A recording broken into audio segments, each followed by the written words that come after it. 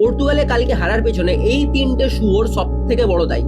এই তিনজনকে নামেই ওয়ার্ল্ডের বেস্ট মিডফিল্ডার বলা হয়, কিন্তু পর্তুগালে এসে এরা কালকে কি করলো?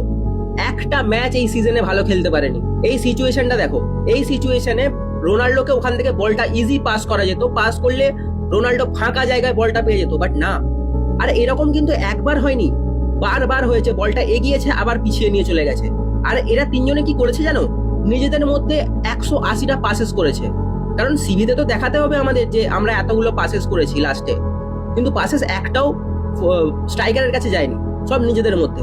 কটা ক্রস তুলেছে ভালোভাবে যে গোল হবে? এই দুজন, জোয়াও নেভিস আর ভিটিনিয়া, এরা দুজন কটা চান্সেস ক্রিয়েট করেছে জানো? জিরো। জিরো চান্সেস ক্রিয়েট করেছে। মিডফিল্ডার এমন বোকাচোদা হলে কি করে স্ট্রাইকারের কাছে বল যাবে? তারপর ক্রিস্টিয়ানো যখন ফার্নান্ডেজকে বলছে একটু পিছিয়ে এসে ওকে গার্ডটা নিতে, ভাই ওর আলাদাই ইগো, আলাদাই রকম চলছে ওর। এর কটা অ্যাসিস্ট আছে জানো? মাত্র একটা, ওই উজবেকিস্তানের সামনে। ফুটবল খেলাতে ইগো চলে এলে সেই টিম কখনো জিততে পারে না। অ্যাজ এ টিম তোমাদেরকে জিততে হবে, ইন্ডিভিজুয়াল প্লেয়ার ফুটবল জেতাতে পারে না। আর পর্তুগালের কটা প্লেয়ার ম্যাচ জেতার চেষ্টা করছিল? হাতে গোনা 4টে player, Diego Costa, Nuno Mendes, ওদিক থেকে রাফায়েল, আর ওদিক থেকে তোমার রোনাল্ডো।